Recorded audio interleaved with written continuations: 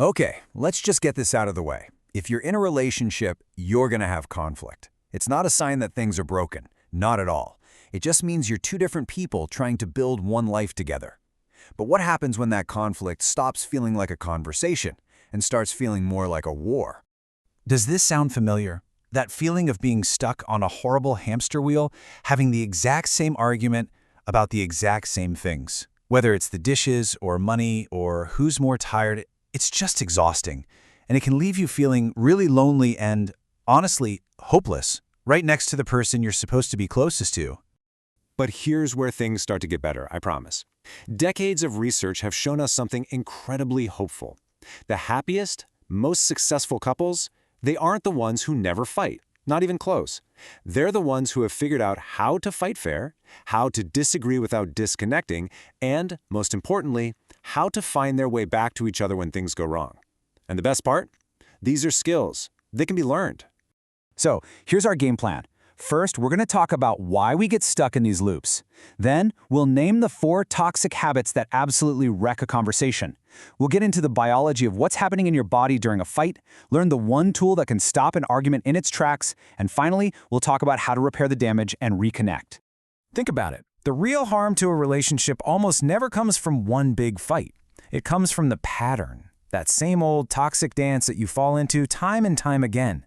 Every time it happens, it just chips away at the trust and the friendship that is, the whole foundation of your partnership. So the goal isn't to get rid of conflict. It's to change the steps to that destructive dance. To really understand these patterns, we have to talk about the incredible work of Dr. John Gottman.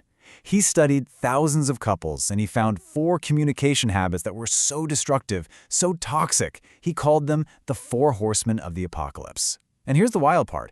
If these are present, he can predict the end of a relationship with terrifying accuracy. But once you can name them, you can start to tame them. Okay, so the first horseman is criticism. And there is a huge difference between a complaint and a criticism. A complaint focuses on a specific thing. Hey, the trash didn't get taken out. Okay, we can deal with that. But a criticism, that's a direct attack on who your partner is. You're so lazy, you never help out. See the difference? One is about the trash, the other is about their character. So the antidote to criticism is something called a gentle startup. Instead of pointing fingers and blaming, you start with I. You talk about what you're feeling and what you need. Just look at the difference here. You never listen to me is an accusation. It's going to start a fight. But I feel unheard right now. Well, that's an invitation to a conversation. Now, if criticism sticks around for too long, the second horseman rides in. And this one is contempt. This isn't just being negative, this is actual disgust. We're talking sarcasm, mocking them, calling them names, or even just that subtle, powerful eye roll. Contempt is pure poison, because what it's really saying is, I'm better than you. And I need you to hear this loud and clear. Of all the toxic behaviors, Gottman's research found that contempt is the #1 single greatest predictor of divorce. It's like acid. It just eats away at all the love and respect you've built. If you see contempt showing up, that is a 5-alarm fire for your relationship. So what happens when someone feels attacked or treated with contempt? Well, it's natural, right? You get defensive, and that's our third horseman. We all want to defend ourselves. But in an argument, all defensiveness does is escalate everything. It becomes this game of no, it's not me, it's you, and absolutely nothing gets solved. And after you've gone through rounds and rounds of criticism, contempt, and defensiveness, what happens? The final horseman arrives, stonewalling. This is when one person just checks out. They emotionally withdraw from the whole situation. They might leave the room, or they might just stay there and become a literal brick wall. No response, nothing. Which brings us to a really important question. Why? Why do people stonewall? A lot of the time, it's not actually a conscious choice to be difficult. It's the end result of a biological process that's completely taken over. To get it, we have to look inside our own bodies during a fight. It's called emotional flooding. Basically, your body's alarm system gets tripped. It thinks the argument is a real physical threat, like there's a tiger in the room. So it floods your system with adrenaline and cortisol. And your logical brain, the part that can listen and solve problems, it just goes completely offline. This is not a weakness, it's biology. You literally cannot think straight.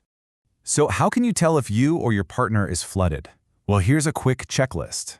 Is your heart pounding out of your chest? Do you feel tension in your jaw or your neck?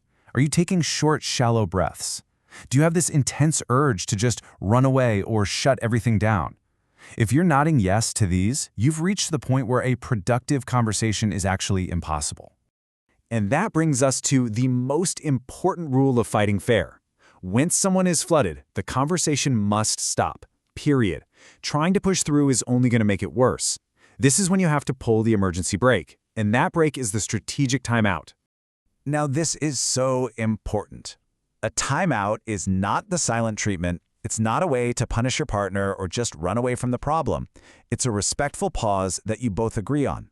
It's a chance for your nervous systems to literally calm down, with the promise that you'll come back and finish the conversation later. It's an act of kindness to your relationship. So how do you actually do it? 4 simple steps. 1. Agree on a word or a hand signal before you're fighting, something neutral like pause. 2. Take a break. Separate for at least 20 minutes. That's about how long it takes for those stress hormones to leave your system. 3, and this is the most crucial part, you have to self-soothe. Go for a walk, listen to some music, do some deep breathing. Whatever you do, do not sit there stewing and replaying the fight in your head. And 4, you must come back to the conversation later when you're both calm.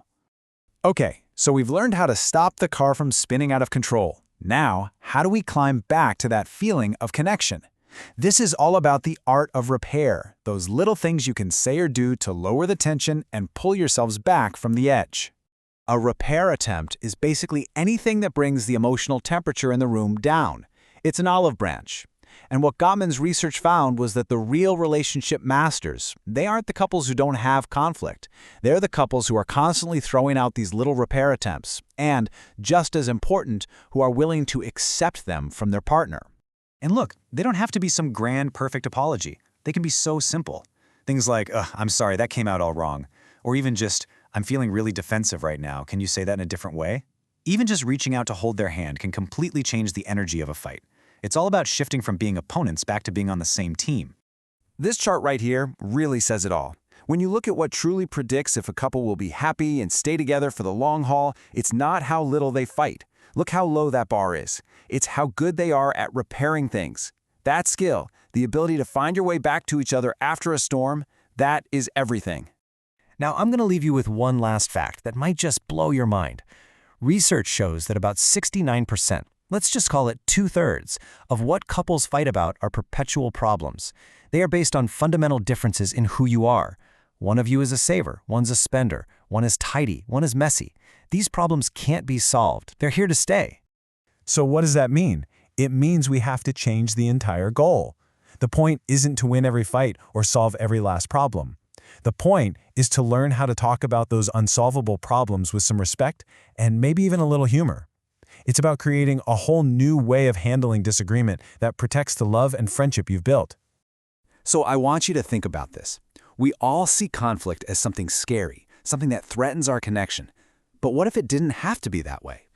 With these skills, what if your next disagreement, instead of driving you apart, was actually an opportunity to understand each other on a deeper level and to come out the other side feeling more connected than ever?